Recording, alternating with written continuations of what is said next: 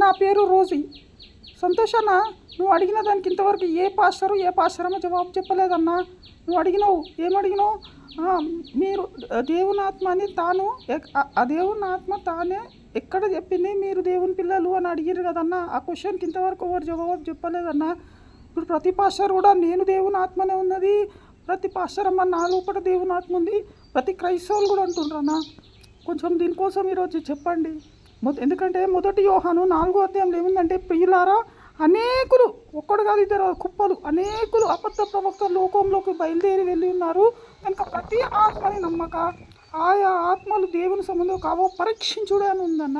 కాబట్టి పరీక్షించాలా. కాబట్టి మరి వీళ్ళందరూ ఈ పాస్టర్లు అసలు దేవుని ఆత్మనా కాదా, మరి ఎవరు దేవుని ఆత్మ అని లేఖనాల ఆధారాలతో చెప్పండి అన్న. జర ఈరోజు అన్న సంతోషాన్ని చెప్పన్నా. Okay, praise Lord sister. ఇన్ని అనేకమైన అబద్ధ ప్రవక్తలు బయలుదేరి ఉంటారు కదా, అనేక ఆత్మలు బయలుదేరి ఉన్నాయి కదా. వీళ్ళందరినీ ఓడించడానికి ఒక్కటే ఆత్మ చాలు. అది ఎవరు తెలుసా? మన యేసు ప్రభు. ఎందుకంటే బైబిల్లో ఏం రాసి ఉందంటే, 2 కొరింథీయులు 3వ అధ్యాయము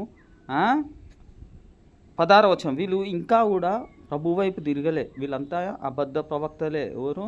ఇప్పుడున్న పాస్టర్లు అందరూ కూడా ఈరోజు గ్రంథంలోకించి తీసి పరీక్షించి చూసాము. వాళ్ళందరూ కూడా సాతాన్లే అన్నది గుర్తుపెట్టుకోండి. యేసుప్రభు చాలా పవర్ ఇయనికి వచ్చిండు. ఆ పవర్ అంతా ఎందుకు వస్తలేదంటే వీళ్ళ వల్లనే. ఎందుకంటే 2 కొరింథీయులు 3వ అధ్యాయము 16వ వచనంలో ఏముందంటే, వారి హృదయములు ప్రభు వైపు ఎప్పుడు తిరుగునో అప్పుడు ముసుగు తీయబడతాయి. అంటే వీళ్ళు ఇంకా తిరగలే, వీళ్ళు అబద్ధ ప్రవక్తల సైడే ఉన్నారు. తీయబడును ప్రభువే ఆత్మ. ఏమిలంట? ప్రభువే. అయితే ప్రభువే ఆత్మ కదా, అంటే మరి యేసుప్రభు దేవుని ఆత్మ కదా. ప్రభువే ఆత్మ అన్నప్పుడు మరి యేసుప్రభు చెప్పిన కరెక్ట్ అవుతుంది కదా. సరే, రోమపత్రిక 8వ అధ్యాయము 15వ వచనం నుంచి చదువుతున్నా, చూసుకోండి సిస్టర్. ఏలయనగా మరలా భయపడుటకు మీరు దాస్యం ఆత్మ పొందలేదు కానీ దత్తపుత్ర ఆత్మ పొందితిరి. ఏంటంట? మరలా భయపడుటకు ఏమాత్మ పొందలే? దాస్యపాత్మ కాదంట, దత్తపుత్రాత్మ. అంటే భయపడాల్సిన అవసరం లేదు. దత్తపుత్రాత్మ ఎవరు పొందుకుంటారో వారు భయపడతారు. మరి అందుకే ఏమని ఉంటుంది? యెషయా గ్రంథం 43వ అధ్యాయము 1వ వచనంలో ఏముంటుంది అంటే, భయపడకము, పేరు పెట్టి నిన్ను పిలిచినాను, నువ్వు నా సొత్తు అన్నాడు. అంటే ఎవరికన్నా భయపడకు, ఏం పెట్టిందంట? పేరు పెట్టి పిలిచిందంట. అందుకే మనం నేను భయపడాల్సిన అవసరం లేదు. ఎందుకంటే నేను దత్తపుత్ర ఆత్మని. ఇప్పుడు నా దగ్గర వింటారు కాబట్టి మీరు కూడా అదే ఆత్మలకు చెందుతారు. కానీ మిగతా వాళ్ళందరూ అబద్ధ ప్రవక్తల దగ్గర వింటారు కాబట్టి. మరి నాకు పేరు పెట్టిందా లేదంటే, యోహాను సువార్త 10వ అధ్యాయంలో యేసు ప్రభు చెప్తుండే, ఏంది? నా గొర్రెలు నేను ఎరుగుదును, అవి నాకు తెలుసు, నేను వాటిని ఎరుగుదును, అవి నన్ను ఎరుగుదును. వాటికి తన సొంత గొర్రెలకు ఏం పెట్టి పిలిచినట్ట? పేరు పెట్టి పిలిచిన. ఏం పేరు అంటే, ప్రకటన గ్రంథం 14వ అధ్యాయం 1వ వచనం, ఆయన నామము, ఆయన తండ్రి నామము నొసలు నిలిగించిన 1,44,000 మంది ఆయనతో ఉండి. 4వ వచనం, వాళ్ళ స్త్రీ సంగతము అపవిత్రం కాదు. రైట్, అది నేనే. కాబట్టి నేను భయపడాల్సిన అవసరం లేదు. రైటా? భయపడాల్సిన అవసరం లేదు. ఇప్పుడు మిగతాది చదువుదాము. చూడు, జాగ్రత్తగా రాసుకొని చూడు సిస్టర్. సన్నా ప్రతి ఒక్కరు కూడా చూపి. ఓకే, ఇప్పుడు వచ్చేద్దాం సబ్జెక్టులకు. అయితే ఏలైనా మళ్ళా భయపడటం మీరు దాస్యపాత్మ పొందలేదు కానీ దత్తపుత్ర ఆత్మ పొందితిరి. ఆ ఆత్మ కలిగిన వారమై మనము అబ్బా తండ్రి అని మొరపెడుచున్నాం. అంటే ఎప్పుడు ఆ ఆత్మ ఉంటేనే మనం అబ్బా తండ్రి అని మొరపెడతాం. కానీ సాక్ష్యం ఎవరు ఇవ్వాలా? ప్రభు ఇవ్వాలనా లేదా? ఇవ్వాలా. కాబట్టి మనము దేవుని పిల్లలు అన్నమని ఆత్మ తానే, అంటే ఆత్మ తానే అంటే ప్రభువే ఆత్మ కాబట్టి తానే, మనము దేవుని పిల్లలను ఆత్మ తానే మనతో కూడా సాక్ష్యం ఇచ్చుచున్నాడు. మనము పిల్లలం అయితే వారసులము, అనగా దేవుని వారసులము, క్రీస్తుతో కూడా మహిమ పొందుటకు ఆయనతో కూడా శ్రమపడిన ఎడల క్రీస్తుతో కూడా వారసులము. అంటే ఎవరు చెప్పాలి? ఇప్పుడు ప్రభువే చెప్పాలంటే ఏమనంట? మనము దేవుని పిల్లలని ఆత్మ తానే ఆత్మతో కూడా సాక్ష్యం ఇస్తున్నాడు. ఏం సాక్ష్యం ఇస్తున్నాడు? మనతో ఏం చెప్తున్నాడు? మీరు నా పిల్లలు అని సాక్ష్యం ఇవ్వాలి. ఎవరు చెప్పాలి? అది ప్రభువే ఆత్మ. ఇప్పుడు ఇంత క్లియర్గా ప్రపంచంలో ఎవ్వరు కూడా లేఖనాల ఆధారంతో చూపించేటోడు మీకు ఒక్క పాస్టర్ కూడా కనిపించాడు, ఒక్క పాస్టర్మ కూడా కనిపించదు. కాబట్టి వీళ్ళందరూ ఎవరు? అబద్ధ ప్రవక్తలు. ఎందుకంటే వీళ్ళ కోసము ఆత్మ ఎక్కడ కూడా సాక్ష్యం ఇవ్వలే, మనుషులే సాక్ష్యం ఇచ్చారు. వీళ్ళు ఏమాత్మ ఉందంటే వీళ్ళ లోపల లౌకికాత్మ, మనిషి ఆత్మ. అర్థమైందా? సో చూద్దాం. 1 కొరింథీయులు రెండో అధ్యాయము 9 నుంచి చదువుతున్నా, జాగ్రత్తగా చూసుకోండి. 2వ అధ్యాయము 9వ వచనం చూస్తున్నా, చెప్తున్నా, ఇందును గురించి దేవుడు తాను ప్రేమించిన వారి కొరకు ఏం సిద్ధపరచనో అవి కంటికి కనబడలేదు, చెవుకు వినబడలేదు, మనుషుల హృదయానికి గోచాడలేదని వ్రాయబడిందంట. అంటే ఎట్లాంటి పవర్ ఆయన ప్రేమించిన పిల్లలకు, ఎట్లాంటి పవర్ అంటే ఎవ్వరికి కంటికి కనబడని, చెవుకు అమ్మా ఇంత పవరా. అందుకే నేను ఏమంటా, ఇక్కడ మాయమైతే అక్కడ తేలుతా, గాలిలో ఎగురుతా, నేను రాయి లేవమంటే రాయి లేవాలా, ఏది చెప్తా జరగాల, కొండలే. సో మనుషుల హృదయానికి గోచాడలేదంట. అరే ఏంట్రా ఈ పవర్ అని చెప్పి, ఇది ఇంకొన్ని రోజుల్లో నేను తీసుకుంటా. జంతువులు కూడా నేను చెప్పిన సృష్టి మొత్తం పంచభూతాల మీద నాకు అధికారం కావాలి, సమస్త మీద నాకు ఏలాల నేను, సరేనా? రైట్. కానీ ఇప్పుడు మీకు ఎట్లా చెప్తుంది, నేను దేవునాత్మ కాబట్టి మీకు ఇప్పుడు ఇవన్నీ తెలుస్తున్నాయి, లేకపోతే ఇంతవరకు ఏడ తెలిసినా మీకు తెలియలేదు. మనకైతే దేవుడు వాటిని తన ఆత్మ వలన బయలుపరిచి ఉన్నాడు, అంటే యేసు ప్రభు వల్ల బయలుపరుచున్నాడు. ఆ ఆత్మ అన్నిటినీ దేవుని మర్మంలను కూడా పరిశోధించుచున్నాడంట. అంటే వాడు చెప్పింది కరెక్టా కాదా, ఇది బైబిల్లో లేఖనాలు ఉన్నాయా లేవా అని ఆత్మ ఏం చేస్తుందంట. వీడు ఉత్తగానే నోటితో మేము దేవుని పిల్లలు, మా లోపల దేవుని ఆత్మ ఉంది, పాస్టరం అన్నా కానీ ఏంటంట, దేవుడు పరిశోధిస్తాడంట. నేను ఎక్కడ చెప్పినా, ఎక్కడుంది లేఖనంలో, నేను ఎక్కడ చెప్పినా మీరు దేవుని పిల్లలని పరిశోధిస్తాడంట.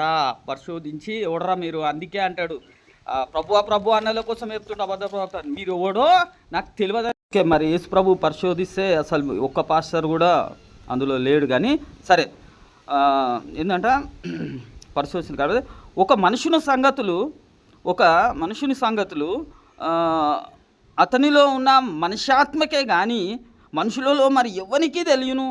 అంటే ఒక మనిషి సంగతులు వానికే తెలుస్తుంది కానీ బయటోనికి ఎట్లా తెలుస్తుంది తెలియదు. కాబట్టి అలాగనే దేవుని సంగతులు దేవుని ఆత్మకే కానీ మరి ఎవరికి తెలియమంట. అంటే దేవుని సంగతులు ఎవరికి, దేవుని ఆత్మకే తెలుసు అంట. కాబట్టి యేసు ప్రభు దేవుని ఆత్మ కాబట్టి ఆయనకు తెలుసు కదా ఎవరు దేవుని పిల్లలని, తండ్రి చెప్తాడు కదా.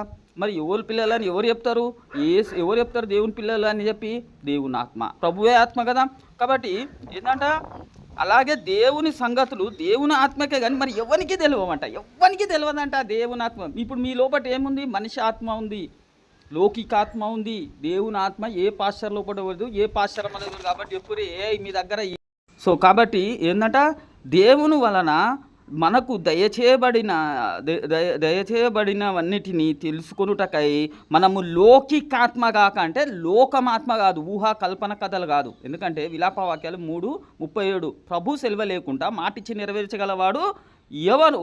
పేతురు రాసిన 2వ పత్రిక 1వ అధ్యాయము 20వ వచనము, ఒకటితో తన ఊహతో చెప్పడం వల్ల ప్రవచనంలో ఏ లేఖనం పుట్టదని మొదట గ్రహించుకోమని చెప్పుండ్రి. కాబట్టి ఏంటంటే దేవుని వల్ల మనకు దయచేయబడిన వాటిని తెలుసుకున్నాం, మనకు లౌకికాత్మ కాకంటే. ఇప్పటిదాకా మీది పాశ్చరమ్మల లోపల లౌకికాత్మ ఉంది, అందుకే కల్పన కథలు చెప్తారు. ఎక్కడ కూడా ప్రభు సాక్ష్యం ఇయ్యలే. అర్థమైందా? దేవుని యొద్ద నుంచి వచ్చు ఆత్మ పొంది ఉన్నాము. కాబట్టి ఇప్పుడు మీరు నేను చెప్తుంది కరెక్ట్, ఎందుకంటే స్పష్టంగా లేఖనాలతో చెప్తున్నారు. కాబట్టి ఇప్పుడు మీరు పొంది ఉన్నారు. ఒకవేళ నమ్మకపోతే అది ప్రకృతి సంబంధం వల్ల అవుతారు. అర్థమైందా? లౌకికాత్మ అవుతుంది అన్నది గుర్తుపెట్టుకోర్రి. ఓకే, అయితే ఏంటంటే దేవుని యొద్ద నుండి వచ్చు ఆత్మ పొంది ఉన్నాము. దేవుని నుండి వచ్చిన ఆత్మ యేసుప్రభ లేదా మీ పాస్టరమ్మల, మరి దేవుని నుంచి పొందిన ఆత్మ యేసుప్రభు. మరి యేసుప్రభు చెప్పిన మాటలు నమ్మాలి కదా. సరే, మనుషు జ్ఞానము నేర్పు మాటలతో కాక, అంటే ఏంటిది ఇప్పుడు మీ వాళ్ళు మనుష్యుల జ్ఞానం, అది దేవుని జ్ఞానం కాదు. దేవుని జ్ఞానం అంటే ఇట్లా ఖచ్చితంగా లేఖనాలు చెప్తారు, అర్థమైందా? అదంతా మనుష్యు జ్ఞానము. ఆ నేర్పు మాటలు మీరు నేర్చుకోరు కాబట్టి లేఖనాలు నమ్మట్లేదు మీరు. ఏంటంటే మనుష్యుని జ్ఞానము నేర్పు మాటలతో కాక ఆత్మ సంబంధమైన సంగతులను ఆత్మ సంబంధమైన సంగతులతో సరిచూచుచు ఏం చేసుకోవాలా మీరు, ఈ లేఖనాలు కరెక్టా కాదా అని సరిచూడాలా లేదా? ఇప్పుడు అబద్ధ ప్రవక్త అనేక మంది వచ్చినప్పుడు పరీక్షించుడు అన్నారు కదా, మరి పరీక్షించాలి కదా. మరి పరీక్షిస్తే మీ వాళ్ళందరూ సాతాన్ ఆత్మలా కనిపిస్తుంది. దేవుడు చెప్పలే, దేవుడు కూడా పరీక్షిస్తాడు. కాబట్టి దేవుని ఆత్మ నేనే కనిపిస్తున్నా. ఎందుకంటే చూడు, ఆత్మ నేర్పు మాటలతో వీటిని గూర్చి మేము బోధించుచున్నాము. కానీ మీరు ఎందుకు? సో ఇప్పుడు నేను ఇన్ని లేఖనాలు చెప్తుంటే ఏమంటారు తెలుసా? అరే మెంటల్ అంటారు, నీకు పిచ్చి లేచిందిరా, మెంటల్ హాస్పిటల్కు పోరా అంటుండ్రు.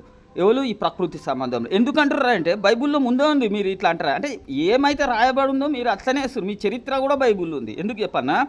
అవి అతనికి వెర్రితనముగా ఉన్నవి.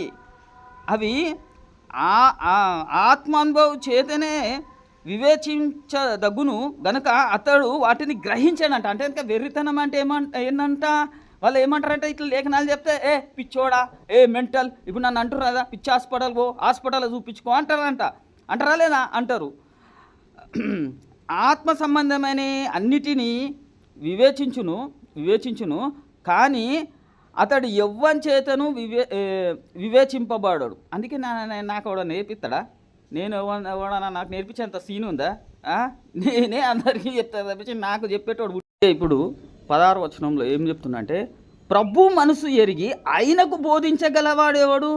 మనమైతే క్రీస్తు మనసు కలిగిన వారము. అంటే మీకు క్రీస్తు మనసు కలిగి ఉంటే నేనే దేవుని కుమారుని నమ్ముతారు. లేకపోతే అంటే మీరు యేసుకే బోధించేటోళ్ళంతా అయినరా. క్రీస్తు మనసులు ఎవరుండ్రు?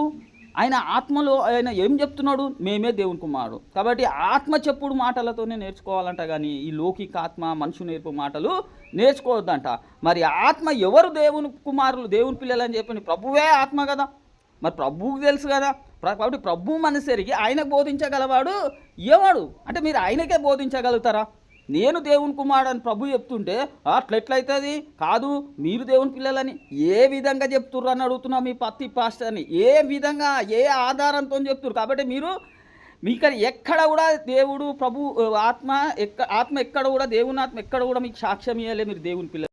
కాబట్టి ఇప్పుడు ఆత్మ కూడా పరిశోధిస్తుంది. కాబట్టి ఆయన చెప్పిండా లేదా అని చూసుకుంటే చెప్పిండు నా గురించి. ఎక్కడ? యేసుప్రభే కదా. యేసుప్రభు ఏమంటాడు? మీరు వించిన మాట నా మాట కదా, నా తండ్రి మాట అని. అంటే ఏది చెప్పినా తండ్రి ఏది చెప్తాడో తర్వాత తండ్రి కుమారుని చెప్తుండు. దేవుని కుమారులు ఎవరు అని చెప్పమని అప్పుడు చెప్తుండు. లూకాసు వార్త 20:30 వరకు ఏం చెప్పిండు? యేసుప్రభు నోటితో చెప్తుండు. లోకపు జనులు పెళ్లి చేసుకుంటారు, పెళ్లికి చేయబడతారంట. వాళ్ళు కాదంట. మృతుల పునరుత్థానం పొందుట యోగ్యులని ప్రభు మెచ్చుకునే కదా యోగ్యుడు.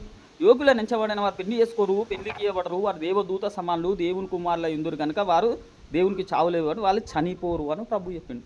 ఒకవేళ ఇప్పుడు నేను దేవుని కుమారాన్ని చెప్తే ప్రభు పరీక్షించింది అనుకో, అవును లేఖనంలో ఉంది, నిజమే, పేరు పెట్టి పిలిచిన ఉన్నది కాబట్టి అవును ఉందా లేదా అంటే యోహాను సువార్త 15 ఉంది, అవును కరెక్ట్ చెప్పింది అంటారు. అదే మీరు దేవుని పిల్లలు అంటే రాంగ్ ఆన్సర్ అంటాడు.